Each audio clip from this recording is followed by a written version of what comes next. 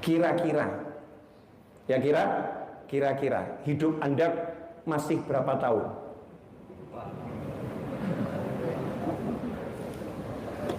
Simple, gampang kok. Oh, cuman kira-kira kok. Kira-kira hidup Anda masih berapa tahun? 5. Nah, itu jawaban yang berani, Masya Allah. Kira-kira kok ya. Boleh-boleh saja namanya juga kira-kira. Yang lain coba. 20. Oh, ini mulai berani besar nih kira-kira ini. 20 tahun ya, Masya Allah. 20 tahun. Yang lain berapa? 50? 30 tahun. Ayo, ya yang lain. 10 tahun. Dari semua jawaban yang ada, nggak ada yang ngomong 1000 tahun. Nggak ada ya? Nggak ada yang ngomong 900 tahun. Betul? Bahkan yang ngomong 100 tahun nggak ada. Bener ya? Berarti semua merasa hidupnya masih panjang atau tinggal sedikit? Tinggal sedikit. Anjing. Hidupnya tinggal sedikit.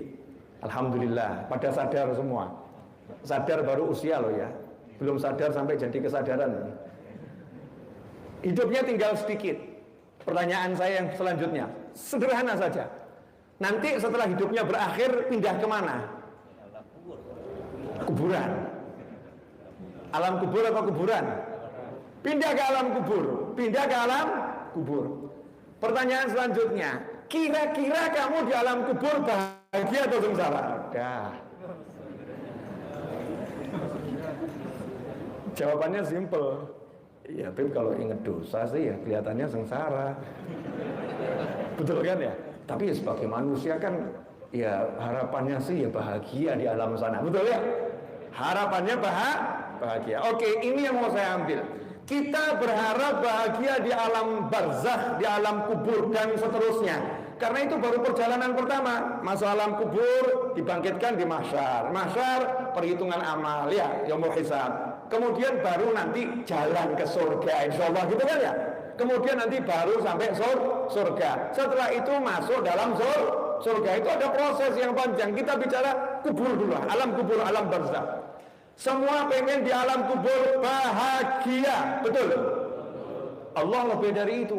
Rabbana atina fid dunya hasanatan wa fil akhirati hasanatan wa qina adzabannar. Allah ajarkan pada manusia yang beriman, mintalah sama Allah. Rabbana atina fid dunya hasanatan wa fil akhirati hasanatan wa qina adzabannar. Tuhai Tuhan kami, indahnya Allah mengajarkan manusia hamba-hambanya dalam Al-Quran. Karena maha dekatnya Allah Subhanahu wa ta'ala, bahkan tidak usah manggil duhai Tuhan kami, ya Rabbana, enggak, langsung Rabbana, Tuhan kami. Karena terlampau dekat, maha dekat. Dalam kalimat ini Rabbana, duhai Tuhan kami, dekat, gak ada jarak, tanpa jarak. Rabbana atina fid dunya hasanah, beri kami di dunia kehidupan yang baik. Hasanah itu apa? Ahli tafsir khilaf sudah. Ada yang mengatakan baik di dunia itu istri yang solihah. Coba tanya sama suami, punya duit banyak, punya jabatan tinggi, teman beraneka ragam, tapi istrinya nyebelin. Hidupnya kira-kira baik atau ruwet? Nah, ini pengalaman atau gimana? Pengalaman dia cerita orang gitu ya. Dia cerita orang lain, hidupnya ruwet. Tapi kalau punya istri yang solihah, menyenangkan hati, dilihat menyenangkan, ngomongnya menyenangkan, Masya Allah, pituturnya selalu menghibur. Kira-kira ayam atau enggak ayam? Tentram atau enggak tentram? Ketika enggak punya duit itu enak atau enggak enak? Ya tergantung manusianya. Tapi kebanyakan orang bilang enggak enak, betul ya? Istri yang ngomong, jangan khawatir mas, walaupun engkau tidak punya duit, tapi engkau punya aku dan aku punya kamu. Masya Allah, Masya Allah. Langka ini, langka bro, langka. Kalau kamu punya pegang bener-bener, ini mahal, mahal. Yang ada kalau suaminya ngomong, Dik, walaupun kita nggak punya duit, tapi kamu kan punya aku. Jawab, ya kalau kamu nggak punya duit, aku cari yang lain. Masya Allah. Ini yang begini juga ada ya, naudzubillah min dzalik. Ada yang mengatakan kebaikan di dunia istri yang salihah. Nah, untuk istri, suami yang soleh itu kebaikan di dunia. Ada yang mengatakan kebaikan di dunia al-qanaah, bisa merasa puas dengan apapun yang diberikan Allah Ta'ala. Dikasih sarapan cuman nasi putih pakai garam, alhamdulillah puas. Punya suami nyebelin, alhamdulillah puas. Kalau sabar, ini jalan saya ke surga. Punya istri nyebelin, alhamdulillah, yang penting aku tidak maksiat karena aku punya istri. Sabar menghadapinya, menjadi syukur karena menaikkan derajatku di sisi Allah Subhanahu wa Ta'ala. Qanaah, ada mengatakan itu kebaikan di dunia. Rezeki yang berlimpah dalam taat, itu kebaikan di dunia. Nah, Allah ngajarin di dunia suruh minta yang enak, di akhirat suruh minta yang enak, dan selamat dari siksa api neraka. Minta sama Allah Ta'ala. Ikhwani rahimakumullah, kalau sudah kita pengen di akhirat enak, kemudian yang lewat-lewat kita sadar banyak yang gak enak, betul kan ya? Dunia atau akhirat kita banyak yang gak enak, maksiat dia jalan, ya kan? Ekonomi akan naik turun, kadangnya juga hancur, gitu kan ya? Nah, sisa waktu yang Anda miliki, mudah-mudahan sisa waktunya panjang semua, amin. Oh, saya ini ya hitung-hitungan. Kemarin dulu saya duduk sama Habib Muhammad bin Husain Al-Habsyi Solo itu. Saya ngomong, Beb, saya ini akhir-akhir ini mikirnya cuma satu, nggak banyak-banyak, karena saya nggak pernah mikir. Tapi satu ini saya pikir, apa Beb? Kata Nabi SAW, umur manusia rata-rata 60-70 tahun. Betul. Sementara akhir-akhir ini saya banyak melihat teman-teman saya banyak yang meninggal dunia, baik yang ulama maupun yang bukan ulama. Ada yang masih umurnya 40 tahun tiba-tiba meninggal dunia. Nah, ada yang umurnya baru sekian tahun tiba-tiba meninggal dunia. Yang sehat tiba-tiba meninggal dunia. Umur saya sekarang 45 tahun menuju 46 tahun. Kalau 60 sampai 70, ya ambil batasan yang paling kecil, berarti 15 tahun lagi saya meninggal dunia. Tapi saya nggak milih yang itu, saya milih yang nanti. Nah, kalau nyampe 70, berarti kan tinggal ditambah 10. 15 tambah 10, 25 tahun. Sementara anak saya yang paling besar, usianya baru 13 tahun. Jadi kalau 15 tahun lagi saya meninggal, berarti anak saya umurnya baru 28 tahun. 28 tahun. 28 tahun anak saya tinggal, itu yang paling besar, belum lagi adik-adiknya. Kira-kira rasa hatinya seperti apa? Itu yang saya pikirkan. Kira-kira seperti apa yang dirasakan oleh anak-anak saya? Itu yang saya rasakan. Itu yang jadi perhatian saya sekarang. Kira-kira saya sudah selesai belum mendidik agamanya dengan baik? Kira-kira saya sudah persiapkan dia jadi orang yang bisa nempuh dunia dan akhirat baik atau belum? Itu yang jadi pikiran saya. Itu kalau sampai 60 tahun, kalau nggak nyampe, seperti apa? Pikiran saya ke sana. Makanya saya mengajak Anda semua, sisa umur yang ada ini mulai gunakan untuk memikirkan yang paling penting. Maaf pemirsa, ini banyak yang ngeluh sama saya, susah bayar utang, cari duit susah dan sebagainya. Itu nggak usah Anda pikir, udah. Susah bayar utang, ya sudah susah gitu aja. Iya, kalau dipikir semakin susah. Tugas kita adalah usaha. Udah usaha. Belum bisa bayar, ya ngomong. Mohon maaf, saya belum bisa bayar. Orang yang marah, ya diterima. Dimarah, ya diterima. Itu konsekuensi, kan ya konsekuensi. Kalau orang yang baik dimaafkan, orangnya udah pegel dimarahin, kan begitu. Habib cari duit kok susah, cari rezeki kok susah, ya sudah, terima. Itu bagian dari perjalanan hidup. Tugasmu usaha, perbaiki dirimu. Ini hal yang gak penting. Gak penting. Yang penting apa? Bagaimana kita bisa sujud, sholat, khusyuk itu gimana? Bagaimana kita bisa baca Al-Quran khusyuk itu gimana? Gimana kita ketemu anak itu bisa senang? Ya Allah, anakku bisa senang begitu. Dan sekarang ini problemnya banyak orang ketemu anak, nak nyengkir nak. Papa lagi pusing nak. Udah kamu sana, kamu keluar sana. Pusing bapak, jangan ganggu bapak, jangan ganggu ibu. Anak dianggap pengganggu. Naudzubillah min dzalik. Terjadi enggak yang seperti ini? Terjadi. Ya, kita nggak tahu ini yang penting anak kita, yang penting keluarga kita, yang penting yang di sekitar kita, orang-orang yang bekerja bersama kita. Ini semua orang yang dekat sama kita. Ini yang terpenting yang harus saya perhatikan. Kemudian yang kedua, saya mau nanya, simpel saja. Kira-kira ya, sudah ada upaya memperbaiki sholat belum? Jawab di hati masing-masing. Atau sholat kita kemarin sama dengan sholat kita hari ini? Atau sholat kita kemarin dulu sama dengan sholat kita hari ini? Ada enggak setiap habis sholat kita introspeksi, sholat saya ini kira-kira diterima enggak ya? Sholat saya kurangnya apa ya? Bacaan saya kira-kira udah bener belum ya? Sujud saya udah bagus atau belum ya? Kira-kira bagaimana? Ikhwani rahimakumullah. Seorang sahabat Nabi Muhammad SAW. Coba lihat nih, bedanya kita dengan sahabat. Memang nggak beda banget ya. Ustadz membandingin sama sahabat, Ustadz kan nggak level. Memang nggak level, tapi untuk perenungan kita semua. Seorang sahabat sholat sunnah, bukan sholat fardu, ini sholat sunnah. Dikatakan itu di siang hari, jadi kemungkinan duha atau sholat sunnah mutlak. Allahu Akbar. Sholat sunnah. Selesai sholat sunnah, dia bilang sama pembantunya, sama keluarganya, kebun ini dan segala isinya udah saya sedekahkan lillahi ta'ala. Kaget. Loh, kenapa kok begitu? Iya, karena tadi waktu sholat ada burung yang bertengger di pohon itu, di kebun saya. Burungnya itu kicauannya bagus banget. Dan burungnya itu warna bulunya bagus banget. Jadi saya sholat sempat tergoda mendengarkan suara kicauannya yang indah, sehingga saya sampai tidak konsentrasi dengan sholat saya. Kekhusyuan saya terganggu. Apalah artinya dunia yang mengganggu akhirat saya? Dah sedekahkan sebagai hukuman untuk saya karena sudah mengganggu sholat saya. Saya mau nanya ini, kira-kira kalau ini dicontoh sama kita, kira-kira masih punya duit nggak?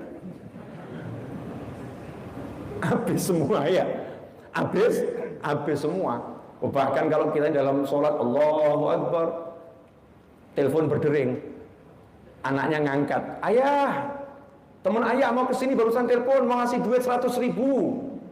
Wah, nggak seberapa. Oh maaf ayah salah, 100 juta, sholatnya dipendekkan. Segera akhiri sholatnya. Ya, segera usai sholatnya. Ada enggak upaya untuk memperbaiki sholat akhirat kita ini? Sisa waktu nih loh.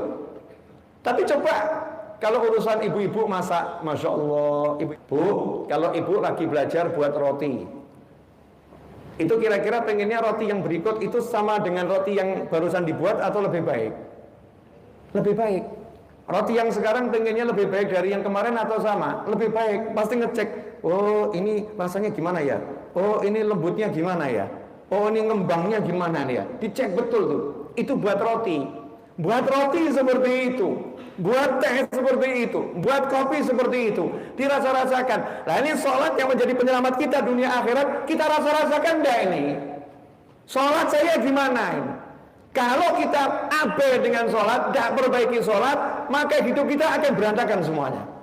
Serius, jadi akan berantakan semuanya. Di dunianya enggak hasanah, di akhiratnya enggak hasanah. Tapi begitu sholat diperbaiki, qiraatul Quran diperbaiki, silaturahim diperbaiki, cara bicara dengan orang lain diperbaiki, akhlaknya diperbaiki, semuanya diperbaiki, tiba-tiba dunia kita jadi indah, dan itu tanda akhirat kita akan indah. Sederhana. Saya mau nanya pertanyaan yang berikutnya. Setelah saya ngomong seperti ini, kira-kira Anda merasa sholatnya sudah bagus atau sholatnya masih sangat jauh dari bagus? Jauh dari bagus, betul. Merasa jauh dari bagus. Kalau sudah begitu, kira-kira kalau kita cari duit susah, ya, kena masalah macam-macam, ya, wajar atau enggak wajar? Wajar atau enggak wajar? Wajar ya, wajar. Kalau begitu yang patut kita salahkan siapa? Masalah atau kita? Diri kita sendiri. Coba cek kehidupannya sahabat. Sahabat Nabi Muhammad SAW itu yang nggak punya duit ya banyak, yang nggak bisa makan ya banyak. Makannya cuma ketika berbuka dan itu cuma dengan secuil kurma, itu juga banyak. Tapi nggak ada yang ngeluh tuh, nggak ada. Nggak ada yang tambah susah, nggak ada. Bahagia semua. Lagi tadi sehari makan nasi 3 kali, belum lagi makan roti, belum lagi nyemil macam-macam, minumnya ya kopi, ya teh, ya air dan lain sebagainya. Itu masih ngeluh, cari duit susah, ngeluh, hidup kok seperti ini. Berarti yang jadi masalah itu kehidupannya atau kita? Kan kita harus bandingkan dengan orang yang mengalami kesusahan yang sama, betul kan ya? Yang susahnya sama itu zaman dulu banyak, problem hidupnya lebih berat juga banyak, tapi kok bahagia. Nah kita ini baru sedikit saja kok udah gak bahagia, kok susah. Kenapa? Jawabannya simple, tiang-tiangnya agama gak jalan. Nah kalau tiang-tiangnya agama gak kuat, gak dipondasi beneran, maka kitanya jadi goyah. Hati kita rentan dengan segala masalah kecil saja akan hancur. Karena itu ikhwani rahimakumullah, malam hari ini saya mau kasih tips. Mau enggak ini? Ya, tips biar hidupnya enak. 1, bersihkan hati dari iri, dengki, dan hasad. Caranya gimana? Praktek loh ya, praktek. Nanti malam-malam sepi, nggak ada orang yang tahu, di tempat tidur juga oke, di kursi juga oke, di sejadah juga oke. Ya, jangan nunggu sholat. Nanti habis sholat enggak. Mungkin setannya yang menghambat akan banyak. Nggak usah nunggu sholat. Maksudnya nggak usah sholat tahajud gitu loh ya. Pokoknya di tempat tidur, di kursi, di motor, di mobil, di jalan. Mulailah Anda ingat orang-orang baik itu yang Anda benci atau membenci Anda, atau yang Anda cintai dan mencintai Anda. Ingat. Oh fulan. Terus baca bismillah dan sholawat. Kemudian ajak bicara Allah Ta'ala. Ya Allah, itu teman saya yang satu itu pengen naik pangkat tapi nggak naik pangkat, ya Allah. Beri dia kenaikan pangkat yang bisa menyelamatkan dunia akhirat.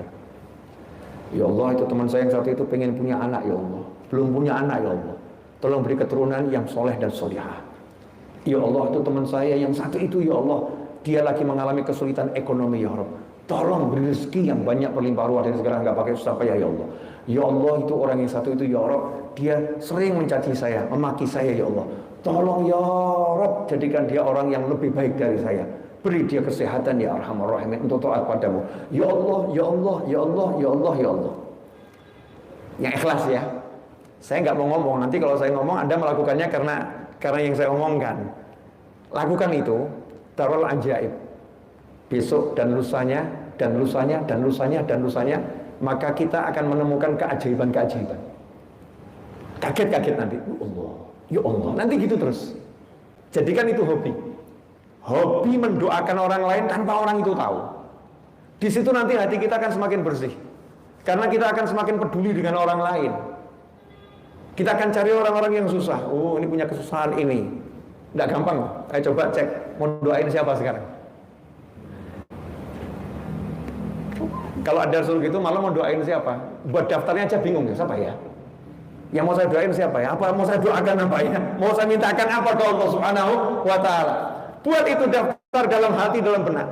Ya, ini untuk membersihkan hati. Kemudian yang 2, sholat. Jangan pengen cepat-cepat meninggalkan sajadah. Ini kebiasaan kita ini kalau habis sholat pengen cepat-cepat meninggalkan tempat sholat.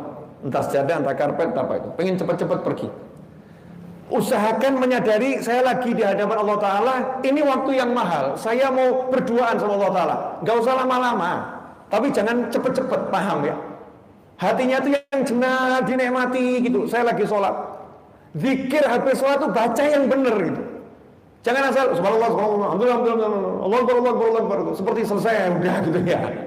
Bukan begitu. Sunnah Nabi nggak seperti itu. Sunnah Nabi Muhammad SAW betul dibaca 33 kali, tapi cara bacanya seperti Nabi Muhammad SAW. Rasul nggak baca subhanallah, nggak ada. Bacaan Rasul sampai didengar para sahabat di luar, sehingga anak kecil yang waktu itu belum balik, yang akhirnya terlambat sholat, tahu oh sholatnya udah bubar. Karena sahabat kalau baca itu suaranya keras, ya suaranya serempak, bukan keras teriak-teriak, tapi keluar dari lisannya subhanallah, subhanallah, subhanallah, subhanallah. Dihayati betul. Alhamdulillah 33 kali itu yang mau kita alhamdulillahin apa coba? Alhamdulillah anak soleh, alhamdulillah pasangan hidup menyenangkan, alhamdulillah ya Allah badan sehat, alhamdulillah teman baik, alhamdulillah rezeki mudah, alhamdulillah. Apa yang mau kita alhamdulillah itu 33 kali? Yang ada alhamdulillah, alhamdulillah. Enggak paham ya apa ini? Allahu Akbar. Apa yang akan kita takbirkan? Allahu Akbar, Allahu Akbar, Allahu Akbar, Allahu Akbar, sambil mengingat alam, mengingat jagat raya, mengingat keajaiban-keajaiban ciptaan Allah. Allahu Akbar, Allahu Akbar. Gak lama, sebentar. Setelah itu angkat tangan, minta beneran, ngemis sama Allah. Allahumma, ya Allah tolong, minta bener. Nanti akan menemukan keajaiban dan keajaiban. Hidup tuh tiba-tiba kok jadi enak ya. Yang tadinya berat-berat, ngurusin masalah, ngurusin kerjaan yang tadinya seperti beban luar biasa, jadinya ringan, ringan. Ini bukan teori. Ini adalah suatu hal yang sudah dicontohkan, diajarkan lewat wahyu. Ya, lewat ajaran Nabi Muhammad SAW. Masalahnya kita prakteknya salah gitu loh. Prakteknya nggak pas. Sudah tahu caranya, tapi prakteknya nggak pas. Lah ini sekian tahun kita baca itu tasbih, tahmid, tahlil, takbir itu kita baca. Tetapi hasilnya mana gitu kan? Hasilnya mana untuk hati kita? Nggak kita hayati, nggak kita resapi, nggak betul-betul kita pengen ya Allah ini untukmu. Itu belum. Nah kemudian itu habis sholat. Setelah itu kan orang suruh tengok kanan, tengok kiri ya. Kalau jamaah di masjid kan tengok kanan, tengok kiri. Diajarkan untuk nyapa. Assalamualaikum. Gimana kabarnya? Assalamualaikum. Mengenal. Dan itu rata-rata banyak orang yang nggak kita kenal. Kalau kita ke masjid umum gitu ya, apalagi orang Tangerang, orang Jakarta, ini kan orang kantor. Kadang asarnya di mana, zuhurnya di mana kan begitu. Sekarang enggak, masuk masjid nafsi. Masuk masjid itu melihat muslim yang lain bukan seperti saudara. Dia, aku. Enggak pengen nyapa. Gimana kabarnya? Dari mana mas? Enggak ada sama sekali. Ini yang namanya silaturahim juga. Bagian daripada kita ini menjaga hubungan sesama muslim. Lihat nanti keajaiban. Kita nyapa dengan senyum, kita nyapa dengan baik.